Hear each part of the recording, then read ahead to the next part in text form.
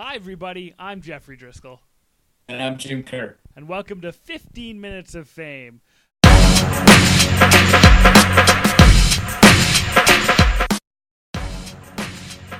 You can see Jim's coming to us, not from the History Hut anymore. And if you look carefully, he's got wings on his head.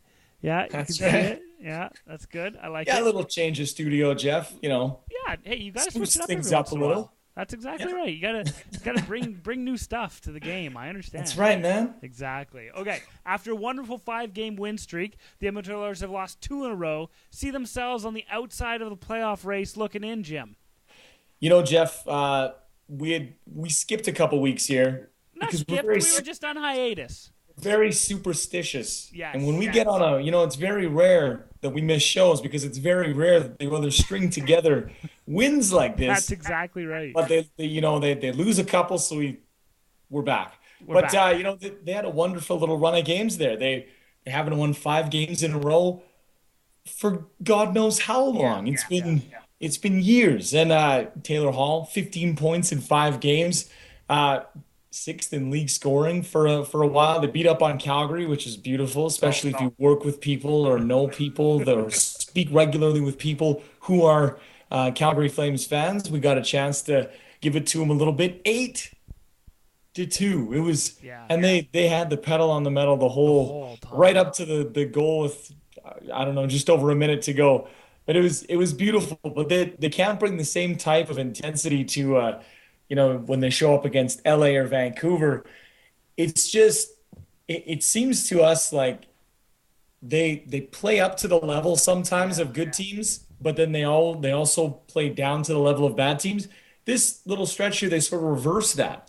Because they look like themselves against good teams and just look like world beaters against bad teams. So, even when they're good, there's something, they're inconsistent. So there's something you can't quite enjoy it because you're like, well, they've won 5, so you know what's coming, right? Well, exactly. We always ask here, will the real Edmonton Oilers please stand up?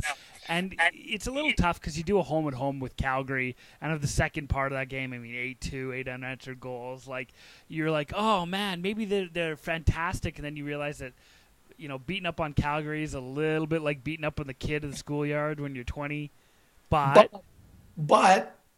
the thing they usually do is play as bad as a team like Calgary on those nights. So I was like, finally, we're showing a bit of killer instinct. That's true. I agree. And the kid line. How about the kid line? They've just been unreal. Yeah, they've been on fire, and hopefully that keeps up because, we're in the thick of the playoff race. Yeah. It's been a while since we've been able to say that, but we're there.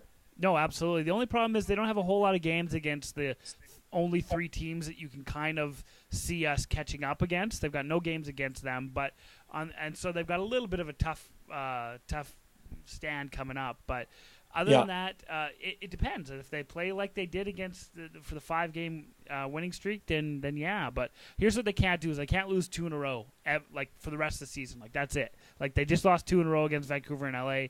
Just as quickly as they were in the thick of things, Jim, they could be back out of it and the outside looking in as well. So, gotta love being an Oilers fan. Oh my God. The men's NCAA basketball tournament has come down to the final 2, Jim. 66 down to 2. Louisville, who's was the number 1 seed coming out of the Midwest bracket, will face Michigan, who is a 4th seed coming from the East on Monday night. Now, I just moved from place to place. Right. We didn't have cable for a whole week. Pretty much the entire tournament, to be honest. During the best basketball tournament of the year, you got no cable. No cable, man. Oh, man. Brutal. So we're back now, of course. But I was out of touch there for a little bit. With Louisville, you remember, is the team who has Kevin Ware on it. He jumped out of bounds last week going after a ball, and when he landed back on the court, his leg shattered. Which it was one of those, you see and you're just like, the replay's coming, and you're like, can I watch this again? Exactly.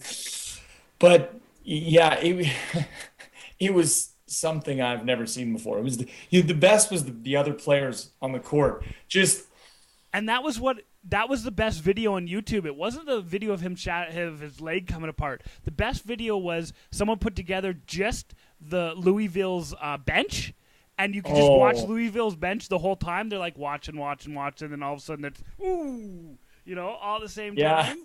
And that was a kind of cool video. But that went viral for sure. So we've got Louisville's defense against Michigan's offense.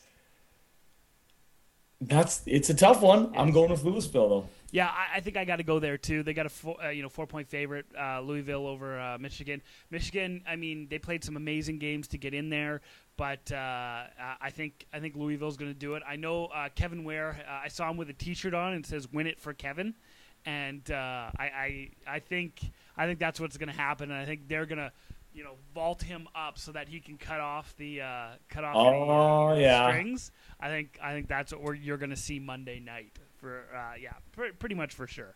So, well, we'll hold you to that. It's written in stone now. Now it's part of the public record. So pressure on your shoulders right now, buddy. I mean, luckily, I'm a co-nominated award guy, and I'm paid. Okay, not really paid. I'm unpaid to make these types of predictions, Jim.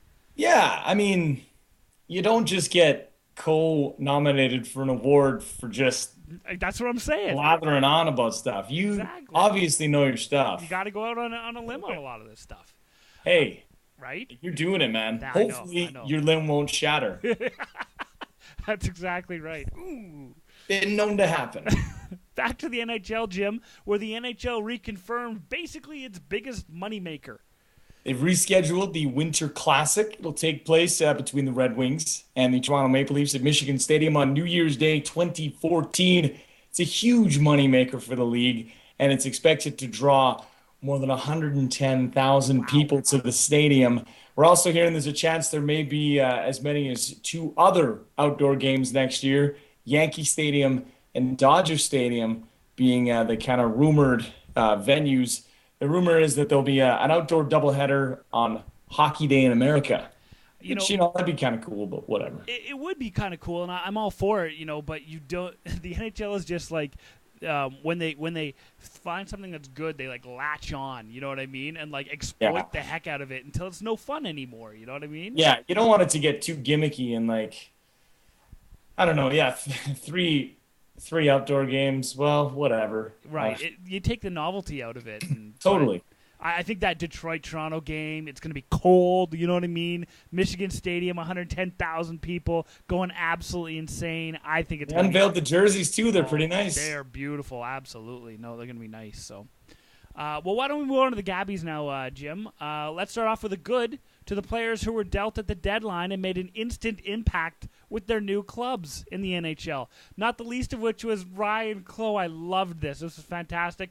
He hadn't scored in 28 games this season, got traded on the trade deadline to the Rangers, put up 2 goals and a helper in his first game. Attaboy. That was fantastic. Yeah, that's pretty solid. Let's give a good to the Pittsburgh Penguins because they were the clear winners of this year's deadline.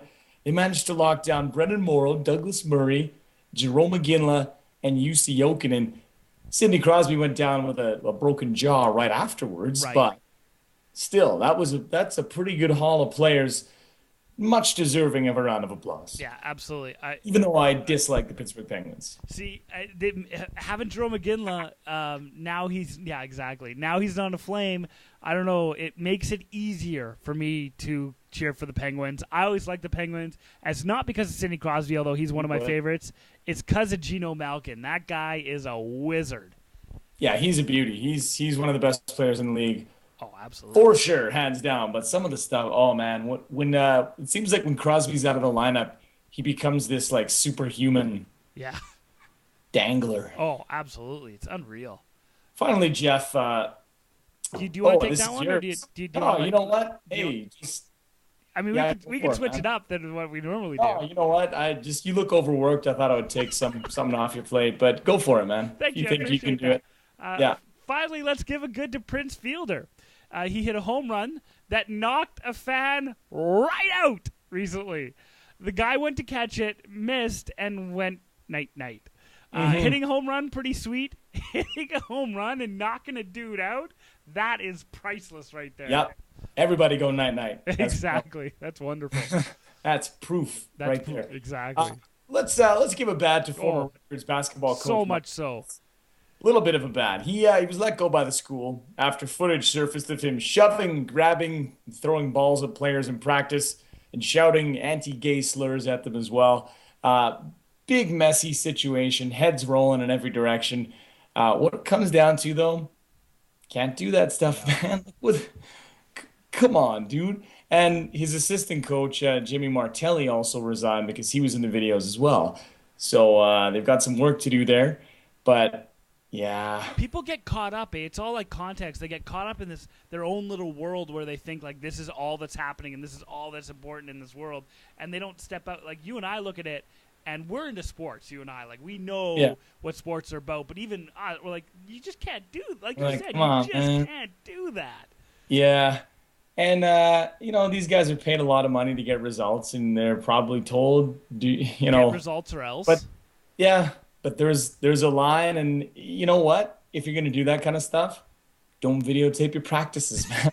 There you go. That's something to be said about that, though. That's exactly or right. Say to the videographer, don't have me in any shots ever. Well, exactly. Just if you're gonna risk put yourself out there like that. Oh, take some precautions, man. Take some precautions. Come on now. Or don't be a douche. One of the two. But take some precautions, man. I'm there. Stay out of the shot, bro. Stay out of the shot. Funny. If I was about to be abusing one of the staff members here at 15 Minutes of Fame, right. Here's what it would look like. What would it look like? See? He can't even see it. The vile things I just did to our poor intern there. That poor intern. I can't believe he stays with us. Yeah, well, he's not allowed to leave, so. Not allowed to leave, and nobody's got any proof, so it's all good. Let's give a bad to the South African soccer fan who stormed the pitch at a recent game between the Kaizer Chiefs and the Golden Arrows. The guy tried to attack the ref with the Vuvuzela. You remember those guys? The Vuvuzela? Oh, I remember them, buddy. I remember them well. Totally. Not only are those things bad instruments, but they're bad weapons. You're not going to hurt anybody with that. It's plastic. As it turns out, bad weapon as well. Fantastic. Unbelievable. And let's give a bad to the Toronto Blue Jays. They were supposed to be World Series champions already. This is their year. But it hasn't really gone that way, culminating in a 13-0 loss on the weekend of the Bo Sox. This is a team that was supposed to have, offensive capabilities like we've never seen. Yeah. An absolutely dynamite bullpen and a starting rotation, and we're not seeing it yet. Thankfully, there's still about 372 games in the season. At least that many. There's time. Yes. There's time to turn this thing around. They're 2-4. R.A. Dickey is 0-2 pitching. Like, I don't know, man. And the 13-0 just working from the Red Sox.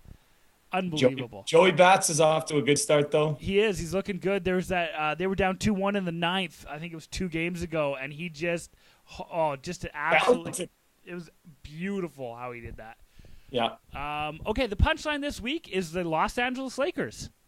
Yeah, they just retired Shaquille O'Neal's jersey during a game against the Mavericks. Yep. Nice, your routine stuff, speeches, tributes, all that kind of funny stories, whatever.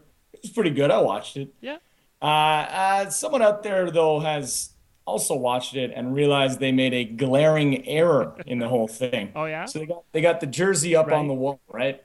Next to all the other jerseys. Yeah, 32. They've got O'Neal. Right. Spelled correctly. Right. Got his number correctly. Yeah.